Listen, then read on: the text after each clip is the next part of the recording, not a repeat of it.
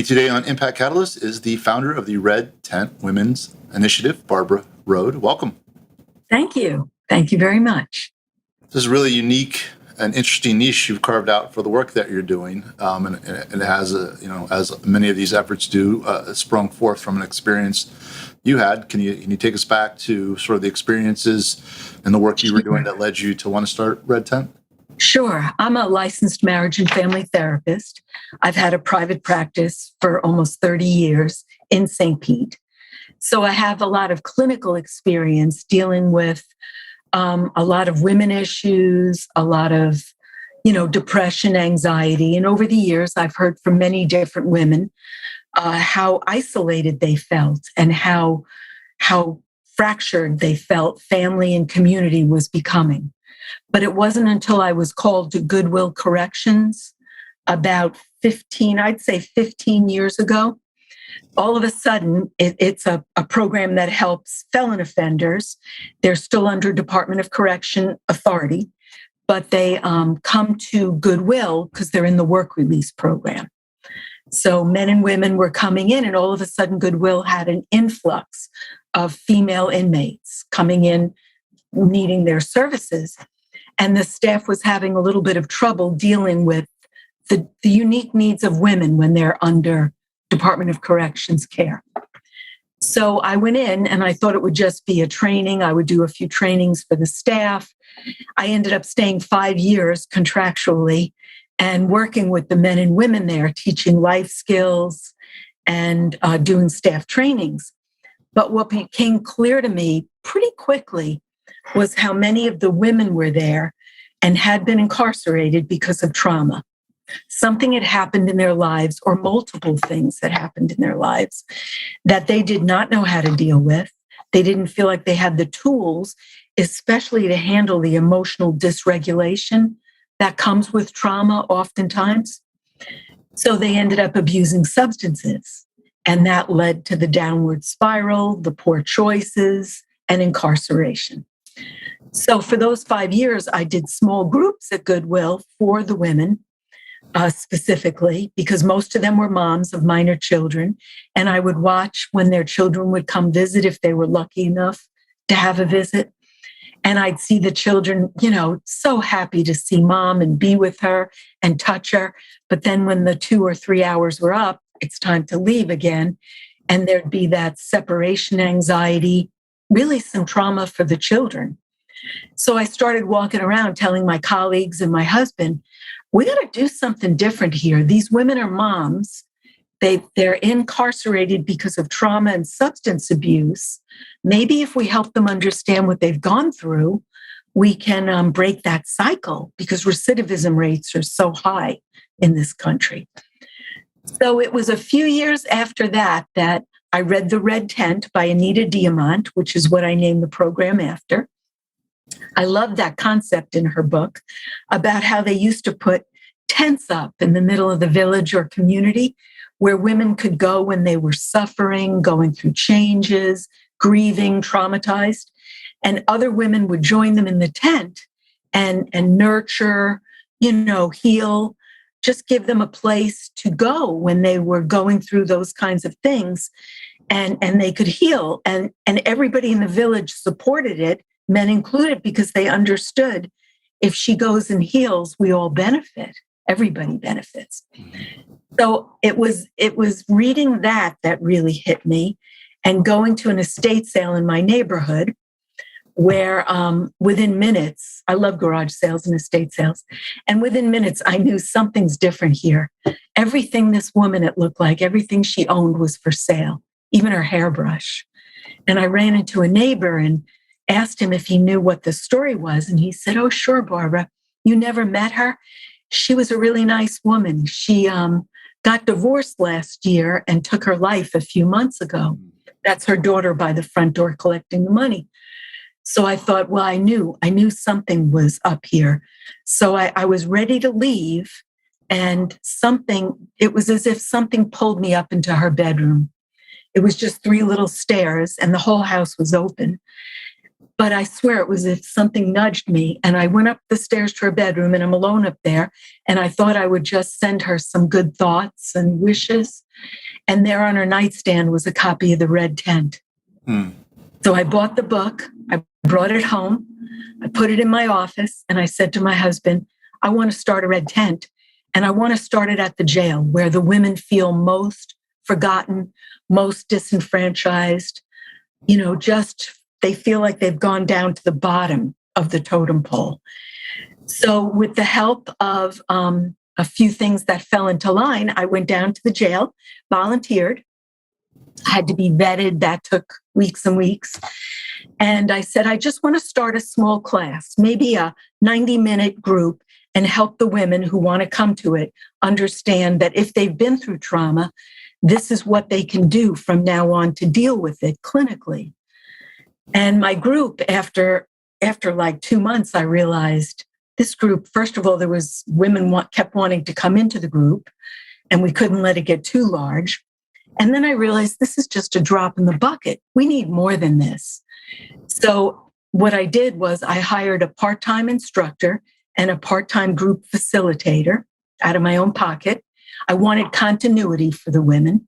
And I knew the jail wasn't just going to start off funding us. We had to prove ourselves.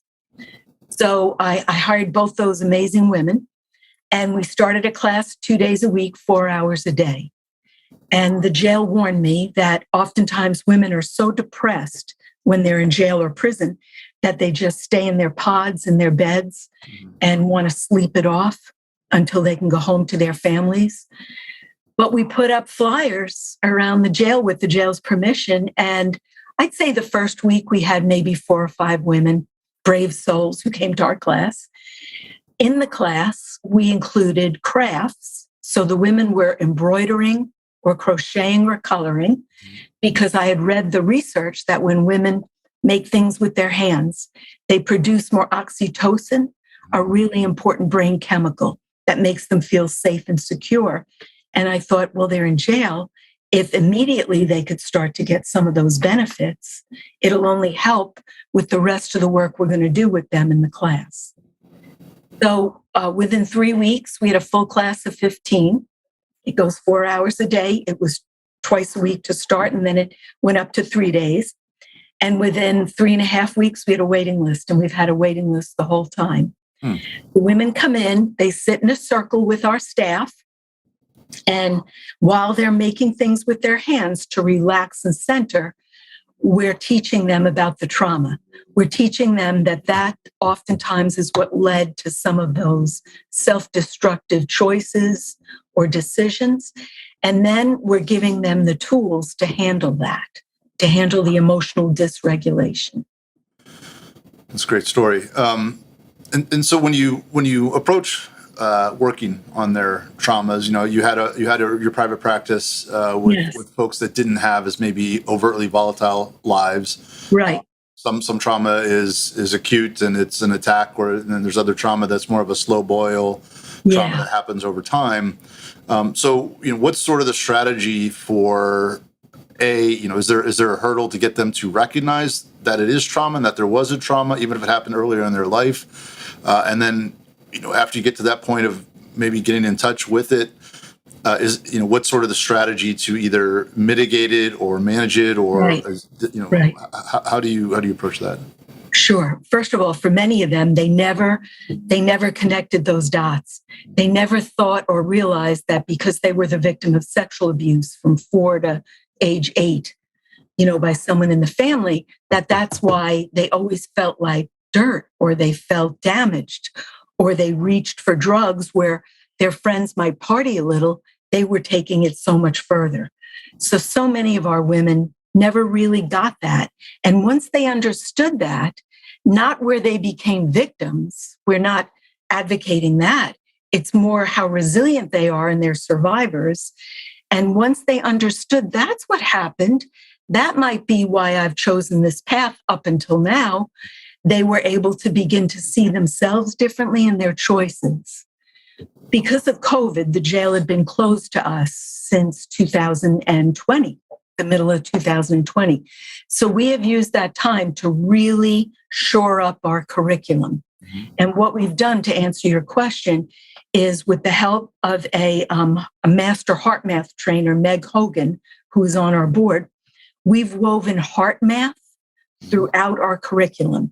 She was coming into the jail before COVID to teach the women some of those skills.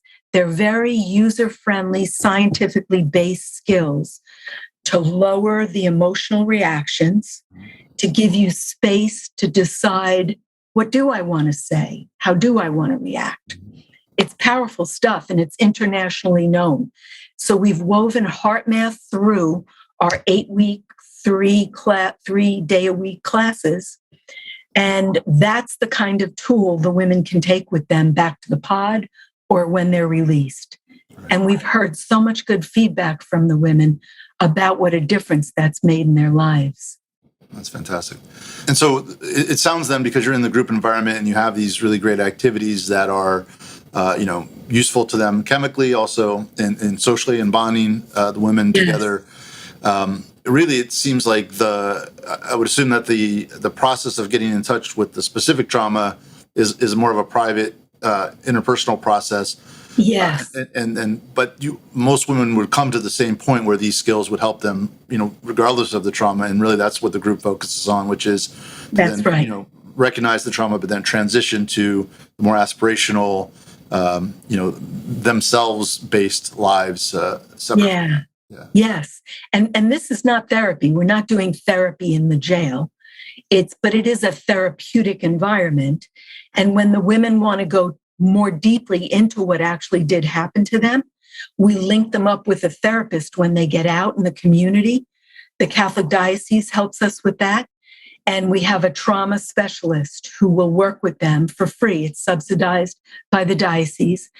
And they can go more deeply into that. I mean, in jail, we have to limit how much they share, how many details they go into, because that can trigger somebody else in the room, or they could be triggered and then they go back to the pod and they start to unravel. We don't want that. And we work very hard to contain it. And like you're saying, more so, we give them the tools, awareness and tools. And going through these groups, has it revealed any changes to the system that you've been able to suggest to back up to to the government, to the jails, to some of the social workers? Have you been able to identify some things some opportunities for improvement? I don't know about improvement. I mean, the guards now sometimes sign women up for our class because they've seen the good effects, that they come back from class with a much more peaceful countenance and ready to deal with things a little differently. So that's been a wonderful, progression over the years. And we've been doing this now 10 years. But we are on the verge of spreading.